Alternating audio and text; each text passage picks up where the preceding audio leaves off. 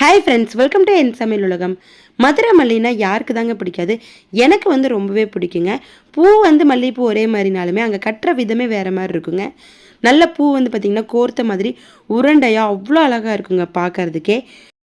இப்போ மல்லிகைப்பூ சீசன் தாங்க. செடியிலே பார்த்திங்கன்னா நிறைய பூ பூக்கும்.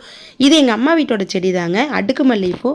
எந்த மல்லிகைப்பூவாக இருந்தாலும் சரிங்க, இந்த மாதிரி கட்டினீங்க அப்படின்னா மதுரை மல்லி மாதிரியே அவ்வளோ அழகாக வருங்க. இந்த மல்லிகைப்பூவில் காம்பு கொஞ்சம் குட்டியாக தாங்க இருக்கும். நல்லா கட்டி பழகுனவங்களுக்கு இந்த பூ கட்டுறதுக்கு ஈஸியாக வருங்க. இல்லைன்னா எப்பவுமே அடுக்கு மல்லி கோர்த்துருங்க. அதுவும் பார்த்திங்கன்னா உங்களுக்கு ரொம்ப அழகாக இருக்கும். காம்பு குட்டியாக இருக்கிறதுனால கொஞ்சம் நல்லா நெருக்கமாக பக்கம் பக்கமாக பூ வச்சுக்கணும். வச்சுட்டு நார்மலாக எப்பவும் போல் முடிச்சு போட்டுக்குங்க. ஃபஸ்ட்டு பூக்கு 2 முடிச்சு போட்டுருங்க. இப்போ அடுத்த பூ வைக்கும்போது அப்படியே இந்த பூவை திருப்பிட்டு வைக்கணும். உங்களுக்கு அப்போ தான் பார்த்திங்கன்னா நல்லா நெருக்கமாக வரும். நார்மலாக நீங்கள் வச்சிங்க அப்படின்னா இந்த பூவில் பார்த்திங்கன்னா கொஞ்சம் உருகி விழுந்துருங்க. அதே மாதிரி அடுத்த பூ வச்சுட்டு உருட்டிக்கிங்க. கேப் இல்லாமல் முடிஞ்ச அளவு உருட்டிட்டு அதுக்கப்புறம் முடிச்சு போடுங்க. இல்லை உங்களுக்கு இந்த மாதிரி உருட்ட தெரியாது அப்படின்னா கொஞ்சம் பக்கத்தில் மட்டும் நெருக்கமாக வச்சு முடிச்சு போடுங்க. நீங்கள் திருப்பி திருப்பி கட்டுறதுனால அதுவே நெருக்கமாக தாங்க இருக்கும். இன்னொன்று உருட்டி கட்டினீங்க அப்படின்னா இன்னும் நல்லா பார்க்க அழகாக இருக்கும். ஒவ்வொரு பூ வச்சதுக்கப்புறமே அப்படியே திருப்பிக்கணுங்க. இப்போ ஒரு பூ வச்சு முடிச்சு போட்டேன் இல்லைங்களா, அதை அப்படி திருப்பியிருக்கேன். இப்போ அடுத்த பூ வைக்கிறது முடிச்சு போடுறதெல்லாம் ஒரே மாதிரி தாங்க. அந்த பூ வச்சுட்டு திருப்பிக்கணும். லைட்டாக உருட்டி விட்டு முடிச்சு போட்டுருங்க, அவ்வளோதான். ரொம்ப சூப்பராக இருக்குங்க. நீங்கள் நார்மலாக கட்டினீங்க அப்படின்னா உங்களுக்கு பட்டையாக இடையில பார்த்திங்கன்னா அந்த காம்பு தெரியும் இல்லையா, கேப்பு.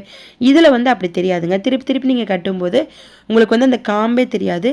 பூ கோர்த்தா எப்படி இருக்கும், ஒரு மதுரை மல்லியெல்லாம் வாங்கினோம்னா எவ்வளோ நெருக்கமாக உருண்டையாக இருக்குமோ அந்த மாதிரி தாங்க இருக்கும். ரொம்ப ரொம்ப அழகாக இருக்குங்க. ஒரு சின்ன வித்தியாசம் தாங்க. ஒவ்வொரு பூ வைக்கிறதுக்கு முன்னாடி நம்ம திருப்புறோம், அவ்வளோதான்.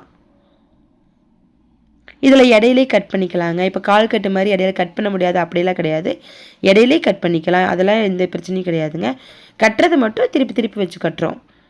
இல்லை உங்களுக்கு நல்ல உருட்டை வரும் அப்படின்னா நீங்கள் நல்லா உருட்டி கிராஸாக வச்சிங்கனாலும் இந்த மாதிரி ஷேப் வருங்க. இதே போலவே உங்களுக்கு எவ்வளோ நீளம் வேணுமோ கட்டிட்டு லாஸ்ட்டாக 2 முடிச்சு போட்டு கட் பண்ணி விட்டுக்குங்க. ரொம்ப டிஃப்ரெண்ட்டாக ரொம்ப அழகாக இருக்குங்க. நார்மலாக பூ கட்டுறதுக்கு பதிலாக கொஞ்சம் இந்த மாதிரி திருப்பி திருப்பி வச்சு கட்டுங்க. அதுதான் மதுரை மல்லி. ரொம்ப சூப்பராக இருக்கும். ஒரு இடத்துல கூட உங்களுக்கு காம்பே தெரியாது. இன்னும் இந்த பூ விரிஞ்சதுன்னா அவ்வளோ அழகாக இருக்குங்க. அப்படியே கோர்த்த மாதிரியே இருக்கும். கட்டினதுனா யாருமே நம்ப மாட்டாங்க. இதை அப்படியே நீங்கள் கொண்டை சுற்றி வச்சிங்க அப்படின்னா ஒரு பிரைடருக்கெல்லாம் கோர்த்து வச்சு அப்படி இருக்கும், அவ்வளோ அழகாக இருக்குங்க. ட்ரை பண்ணி பாருங்கள் ஃப்ரெண்ட்ஸ். இந்த வீடியோ உங்களுக்கு பிடிச்சிருச்சுன்னா லைக் ஷேர் பண்ணிவிட்டு நம்ம சேனலை சப்ஸ்கிரைப் பண்ணிக்கிங்க. தேங்க்யூ.